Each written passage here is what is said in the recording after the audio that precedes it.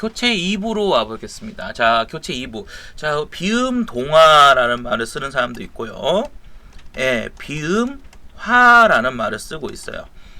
예, 차이가 있죠. 비음동화라는 것은 비음이라는 동화주에 의해서 비음이 아닌 놈이 닮아간다. 쉽게 말하면 소리가 닮아간다. 이렇게 설명하는 거고요. 비음화라는 단어는 그냥 말 그대로 X가 비음으로 교체된 거예요. 물론 이 교체될 수밖에 없는 필연적인 뭐가 있다? 제약이 있겠죠.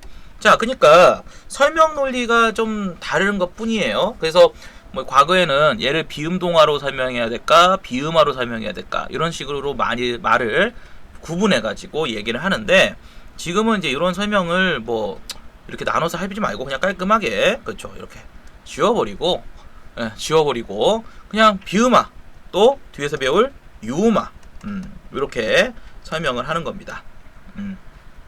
자, 유음화라는 건 이제 X가 유음으로 교체가 되면 유음이 되는 거죠. 이렇게 설명하는 거예요. 그래서 이제 우리가 이제 뭐 비음동화다 뭐 이런 말을 뭐 굳이 여러분들이 입 밖에 낼 필요가 없을 것 같고요. 자, 얘네들이 이제 갖고 있는 특징 중에 하나가 이렇게 보시는 것처럼 표준 발음법에 상당히 명시가 되어 있어요. 그래서 표준 발음법을 보면 왜 이렇게 구성했지? 라고 하는 걸 알 수가 있어요. 예를 들어 봅시다. 자, 비읍과 디귿과 기역. 아까 우리가 이걸 뭐라고 했죠? 그렇죠. 평음이면서 파열음이에요. 자, 그러니까 우리가 표준 발음법 18항에 나와 있는 요 꺾음새의 안에 발음이 이게 발음 양상인데, 이때의 발음 양상은 어디서 일어나는 발음 양상일까요? 그렇죠. 얘네들은 다 음절 말에서, 앞에서 배웠던 음절의 끝소리 규칙이라고 하는 평, 파열음화가 실현된 양상을 띠고 있습니다.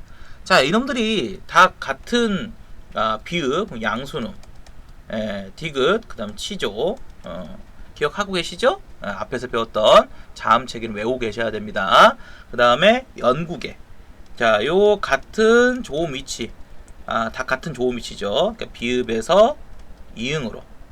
자, 미음. 그 다음에 디귿에서 니은으로. 기역에서 이응으로. 이렇게 같은 조음 위치.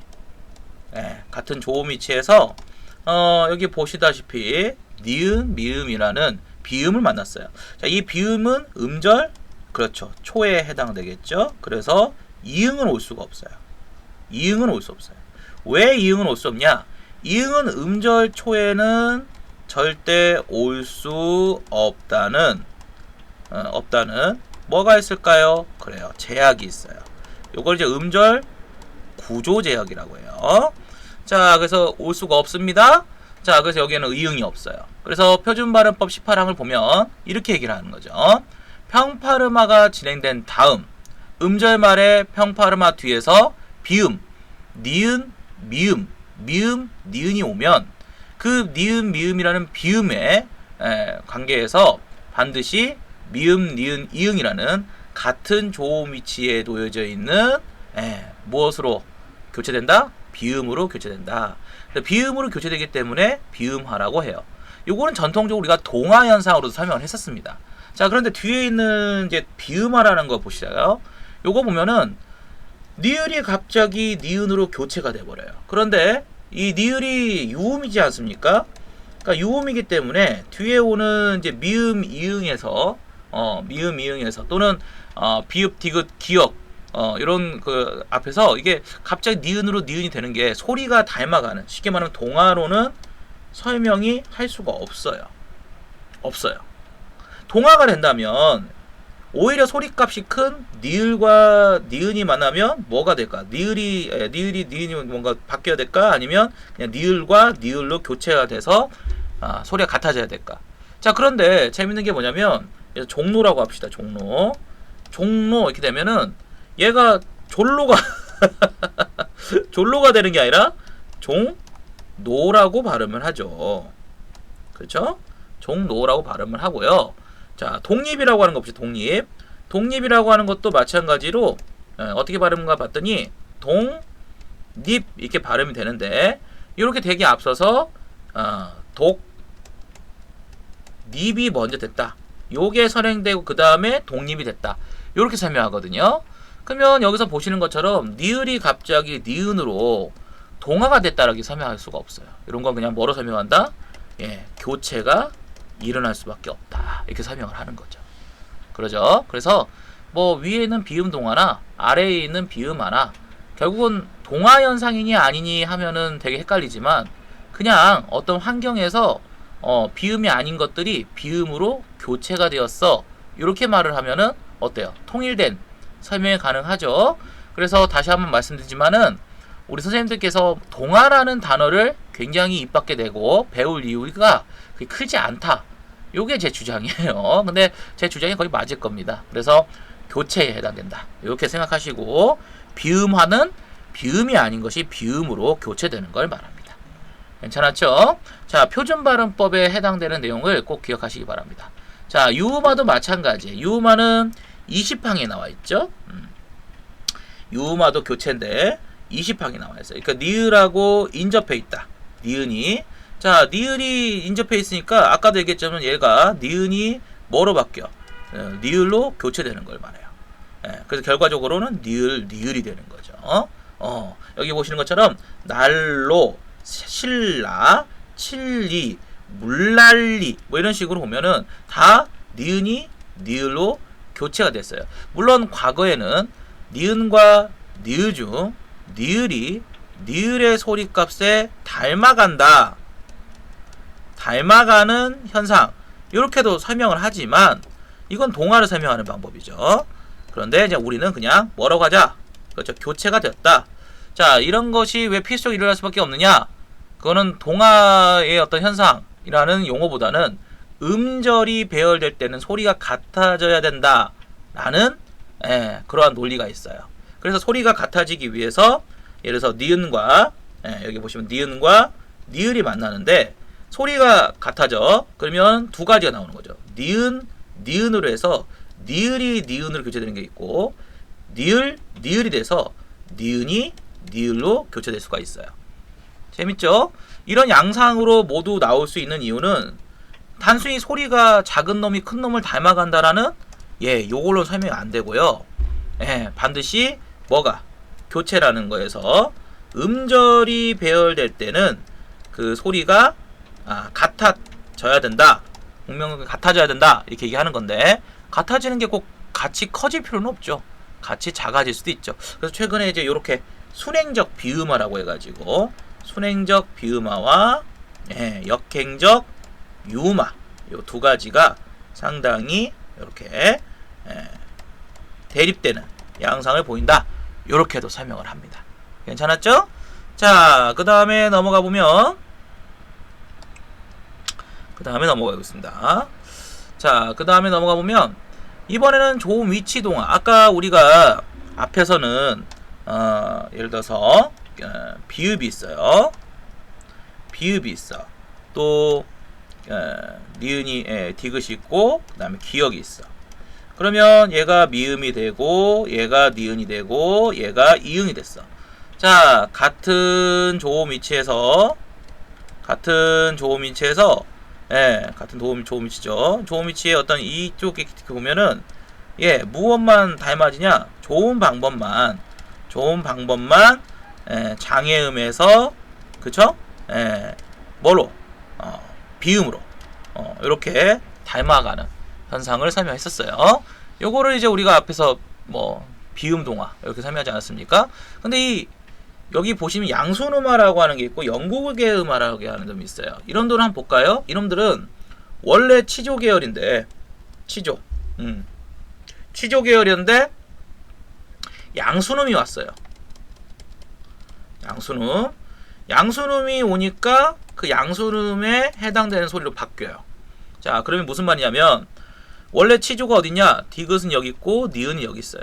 자, 그런데 하필이면 여기 뒤에 양순음이었던 미음이나 비읍이나 피읍이나 쌍비읍이 온 거야. 자, 그러면 얘가 치조고 얘가 양순음인데 얘가 소리의 변화에서 단순히 니은으로 바뀌는 게 아니라 미음으로 바뀌는 거죠. 얘가 오히려 거꾸로 미음으로 바뀌는데 미음으로 바뀐다는 얘기는 그렇죠. 치조 계열이 양수음에 해당되는 소리값으로 이렇게 바뀌었다는 거예요. 우리가 X축으로 왔다 갔다 하는 걸 조음 위치의 변화로 보는 거고, Y축으로 왔다 갔다 하는 걸 조음 방법의 동화로 본다면, 얘는 왼쪽으로 왔으니까 어디가 바뀐 거예요? 그렇죠. 조음 위치가 바뀌었다. 자, 아까 우리가 위에서 보시는 것처럼 비음하는 어디 이렇게 바뀐 겁니까? X축으로 이렇게 닮아갔죠? 같은 조음 위치에서 이렇게 닮아갔단 말이야. 비음으로. 그러니까 얘는 조음 방법이 닮아가는 동화. 그래서 옛날 이제 뭐 교수님들께서 조음 방법 동화, 조음 위치 동화 이런 말을 쓰시는 거죠. 영국의 음악도 마찬가지죠. 원래 영국의 음악 같은 경우도 여기 보시다시피 비읍, 디귿이나 미음, 니은 이런 놈들 보면 양순음이나 치조, 그죠? 양순음이나 치조에 해당되는 조음 위치예요. 그런데 뒤에 영국애가 오니까 영국에 이끌려서 영국의 어떤 영국의 소리로 바뀌었단 말이야. 자, 그러면 양손음이라든지 치조라든지 이런 놈들이 어디로 움직였어요? 영국이면은 X축으로, 그죠? X축으로 움직이고 있죠? 자, 이렇게 X축으로 움직이는 거, 이리 갔다 옆으로 갔다 옆으로 움직이는 걸 우리가 조음 위치, 위아래로 소리가 닮아가서 움직이는 걸 조음 방법. 요즘에 수능에서도 많이 물어보죠. 그렇게 해서 조음 위치와 조음 방법 동화로도 나눌 수 있다. 이런 학자도 있다. 이렇게 알아두시면 좋겠죠. 아까 동화라는 말 안 쓴다면서요. 물론 안 써요. 안 쓰지만 또 동화를 안 낸다고는 하지 않았어요. 내면 이렇게 조음 위치나 조음 방법 동화의 어떤 것을 물어봅니다. 이거 왜 물어볼까요, 여러분들? 동화 현상을 묻고 싶어서 물어보는 걸까요? 아니면 자음 체계의 분류 기준을 묻고 싶어서 그거를 이해했는가 못 이해했는가를 물어보는 걸까요? 그렇죠. 그래서 자음 체계를 외워라. 이런 문제는 앞으로도 나오지 않을 거라고 봐요. 왜 그러냐면 이런 위치 동화라든지 방법 동화를, 좋은 방법 동화를 끌어들이면 어쩔 수 없이 여러분들이 자음 체계를 외우고 숙지했는가를 끄집어낼 수밖에 없어요. 그래서 앞으로도 자음 체계 파트가 뭐 시험에서 독립적으로 나올 확률은 그렇게 높진 않다. 그렇게 판단을 하는 겁니다. 자, 그 다음에 이제 국외음화예요.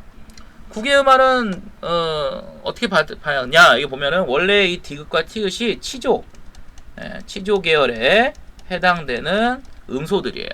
자, 그런데 이라고 하는 놈이 와. 이는 우리가 이제 모음 이, 이렇게 모음 이 모음에 실제 발음되는 위치가 어딘가 봤더니 이렇게 코가 있고 입이 있으면, 자, 우리가 치조 계열은 여기 이 모음 여기에서 발음이 돼요.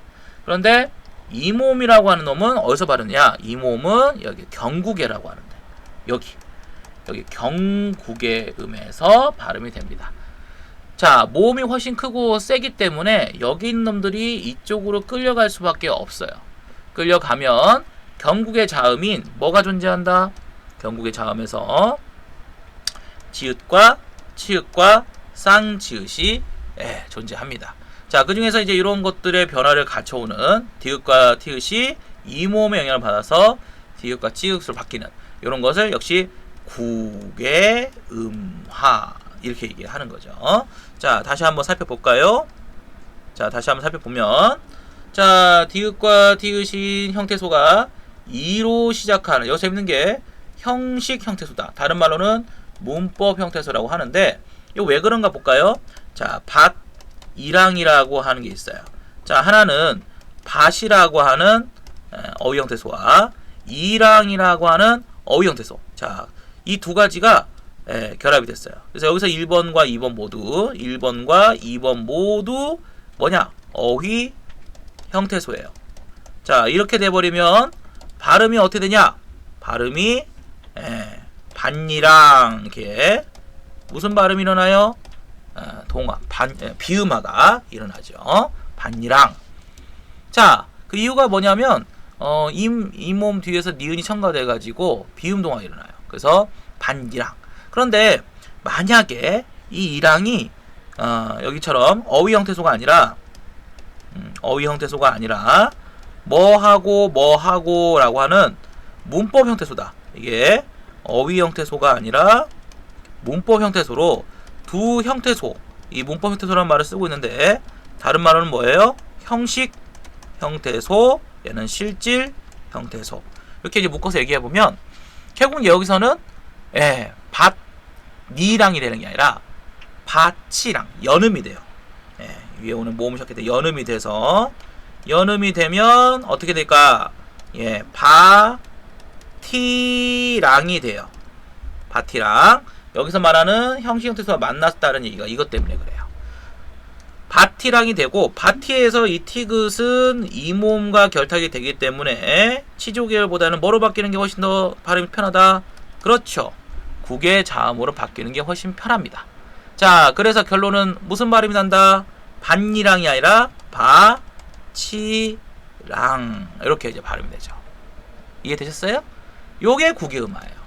요게. 국의음화는 그냥 쉽게 말하면 국의음이 아닌 놈이 국의음으로 바뀌는데, 거기서 가장 중요한 원동력이 처음에가 바로 이모음. 이모음이라고 하는 것은 단모음일 수도 있고 반모음일 수도 있는데 모두 적용이 됩니다. 자, 뒤에 그리고 또 하나 조건이 하나 더 있어요. 하나 조건이 뭐예요? 바로 모음음. 이모음으로 시작하는 이모음으로 시작하는 문법 형태소. 요 조건이 하나 더 있죠. 자, 그러면 무엇이 일어난다? 그렇죠. 국의 음화가 일어납니다.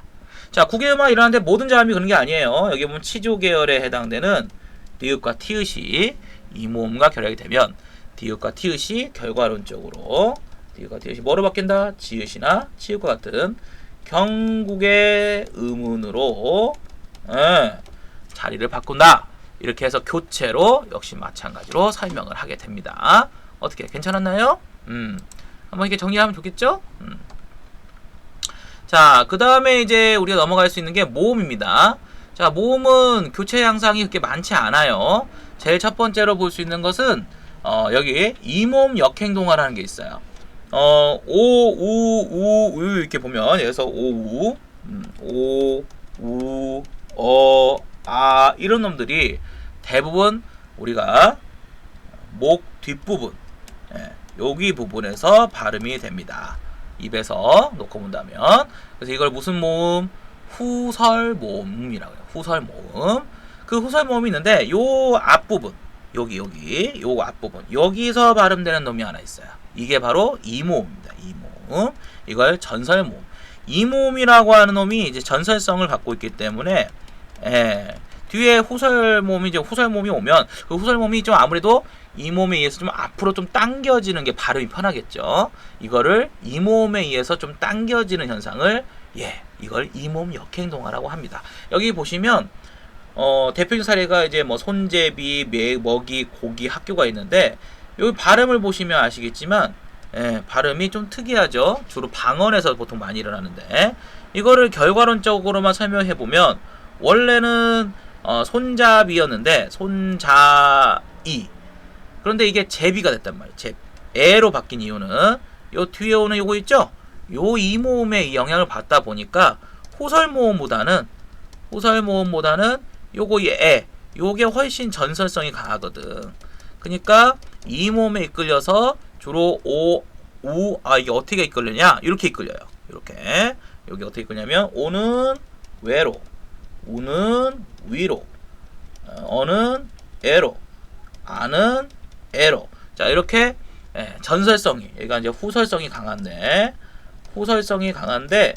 전설성이 강한 놈으로 전설성이 후설성 마이너스 후설성을 전설화된 후설성이 약한 강한 놈이 전설성이 강한 놈으로 이렇게 교체되는 거 이거를 이모음 역행동화라고 그래요. 이모음 역행동화. 자, 그 다음에 뭐 이 순행동화 뭐 이런 하는데 그냥 반모음 첨가라고 이제 봅시다. 얘네들은 기에 먹이었다. 이렇게 보면 원래는 어로 해야 되는데 여가 된 거야. 그죠? 어로 해야 되는데 여가 됐어요. 그래서 이런 것들도 뭐 이제 인정하겠다라는 사람들은 뭐 이를 첨가해서 하겠다는데 사실 엄밀히 말하면 어가 여가 되면은 얘가 교체된 겁니까? 아니면 첨가된 겁니까? 자, 한번 설명해 볼까요? 교체예요? 첨가예요? 첨가로 보는 게 맞죠. 원래는 어가 하나 있었는데 여기에 반모음 이가 첨가돼서 여가 된 거니까 이런 것들은 조금 이제 학자들마다 의견이 좀 갈려가지고 제가 참고한 서적에서는 조금 올드하게 설명하고 계시는데 엄밀히 말하면 이건 첨가가 아니 교체가 아니라 뭐로 설명하는 게 맞다? 예, 첨가로 설명하는 게 훨씬 타당하겠다. 이렇게 한번 설명을 해볼게요. 예, 넘어가도 되겠죠? 자, 모음 조화는 양성모음과 음성모음이라고 하는 기준을 갖고 얘기하는데 이게 음양오행설이라고 하는 거예요. 자, 음양오행설을 기반을 두고 혼민정음을 창제를 했어요. 혼민정음 창제를 했어요. 그래서 양성모음은 양성모음끼리, 음성모음은 음성모음끼리 잘 유지가 된다. 그러면 이제 얼핏 보면 옛날 학자들은 그래 양성모음끼리 교체가 되고 음성모음끼리 교체가 돼 이렇게 설명했겠지만 최근의 학자들은 이런 것들이 이제 의문론적으로 설명할 만한 요소인가? 그렇죠? 의문론적으로는 사실은 설명할 요소가 아니거든. 그잖아요. 아까 같이 뭐 후설성이 강하냐, 뭐 전설성이 강하냐, 뭐 국의 모음이냐 이런 것들은 어떤 좋은 위치라든지 그 발음이 되는 양상을 가지고 설명할 수가 있는데 음양오행이라고 하는 거.